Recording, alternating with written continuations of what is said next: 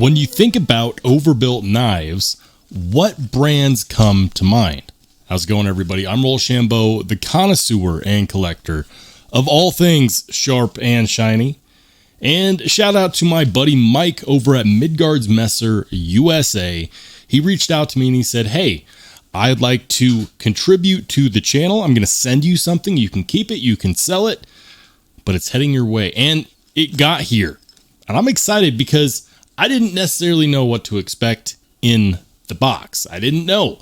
And sure enough, it's a Midgards Messer pouch, which means that it's going to be something probably pretty sweet.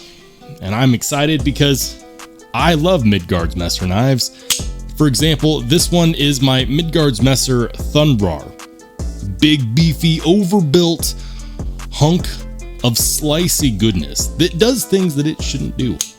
This knife slices extremely well, despite the fact that it is a 1/4 inch thick blade. It's almost 12 ounces. It's ridiculous, and I love carrying it. But, you know, there's an issue with carrying this, and that is that despite how much I enjoy carrying it, other people get a little bit freaked out when I pull it out. Apparently, a big Viking Bowie knife tends to cause some feelings. With that being said, I'm excited to see what's in here. I've checked out the Thunrar, I've checked out the Viking, I've checked out the Valen, I've checked out the Beowulf, I've checked out the Berserker. What's in this pouch? Let's find out.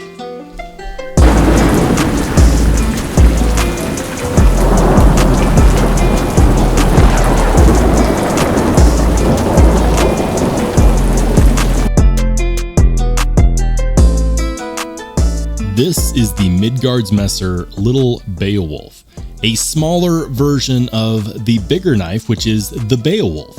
Now, I have already reviewed the Beowulf. If you want to check that out, I'll make sure to link it up above.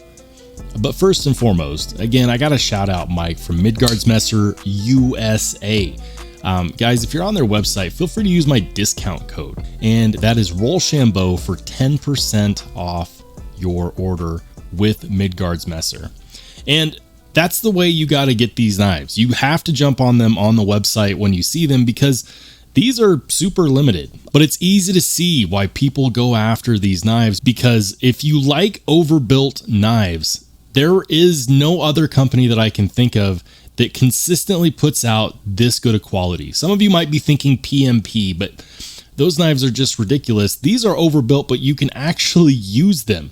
If you don't believe me, feel free to also check out my video on the Midgards Messer Thunrar, which is a knife that is very well overbuilt and also stupidly slicey. I am super excited about this knife. The smaller version might seem like less, but it, originally MSRP'd for $350 during their pre-order, and it's worth every penny. You get titanium handle scales, full-length titanium backspacer, titanium pocket clip, CPM D2 blade, which I'm a big fan of, and these really, really awesome fit and finish lines.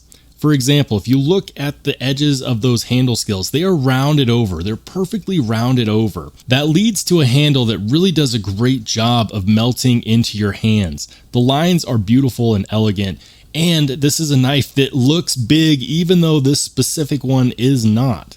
This one is going to be a bit more carry friendly than the original Beowulf, or for that matter, the Thunrar. Even though I love this Thunrar and I love carrying it, I run into some issues because people become afraid when I flick this out. It's just a big honking knife and I love it, but not everyone else that is around me does, and it tends to grab a lot of attention. This is an attention grabbing knife as well, but it's been scaled down. The blade size has been reduced to about 2.6 inches, which is actually going to make it more legal for a lot of people in a lot of areas where they have 3-inch knife laws. Speaking of knife laws, Midgards Messer is in Germany, where they have this law where you can't one hand open a knife, where they don't allow knives that can be opened by one hand. As you can see clearly there, I can do that. Now, how do they get around that in Germany? Well, the knife comes with this pin, and this pin locks it in the closed position. So you have to unlock it, and then you have to open it, and that makes it two-hand opening. But this pin is also awesome because once it is opened, you can actually help fix the blade in place by screwing it in there. Now, there are other knives that do that. However, there are very few knives that lock in there and then also lock in with the frame lock and then have a separate lock for the frame lock. So the frame lock is supported by that screw. When that's screwed to the left, it will not disengage. And even if it could, this pin is keeping that blade from moving because it's going through the tang of the blade. That essentially makes this a fixed blade. If you were to hand this to me and my eyes were closed and you said, hey, does that feel like a fixed blade? I would say yes, because there's less than zero amount of blade play. There's not even the feel of tension between the blade and the pivot. Now, the blade itself is actually very, very thick. It's going to be about the same thickness as the original size knives, which is going to come in right there at around 1/4 inch thick. That is thick. These knives are still very slicey, however, and very usable. Even though I'm not going to, you could technically take this out into the wilderness and baton with it, and I have all the faith in the world that between these 3 locking mechanisms that you're not going to have any issues with the blade holding up. I really, really like this one. I think that the smaller version is something that will actually make its way into my pocket pretty frequently. I also really enjoy the sound that it makes when it opens and closes.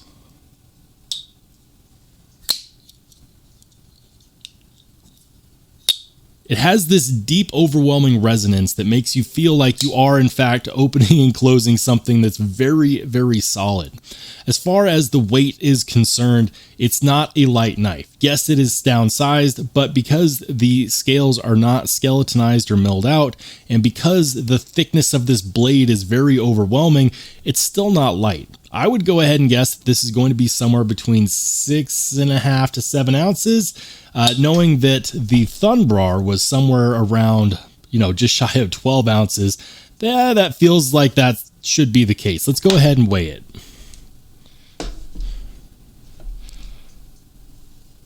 So here I have my ugly kitchen scale, aka Jenny Craig, the scale of truth. Survey says 7.2 ounces, about 7.25 ounces. So it is significantly lighter than the Thunbrar. And, the Beowulf was actually very close to the weight of the Thunbrar as well. So this is going to be a lot more carry friendly just because it's not going to be pulling your pants down. Now, I never really had that issue with the Thunbrar either way, but I know a lot of people did say, hey, it's just too heavy for me to carry, and I get it. 12 ounces on a knife is pretty heavy. 7 ounces is no slouch either, but it is going to be a lot easier. For those who picked it up, I think that this is going to find their way into their pockets as well.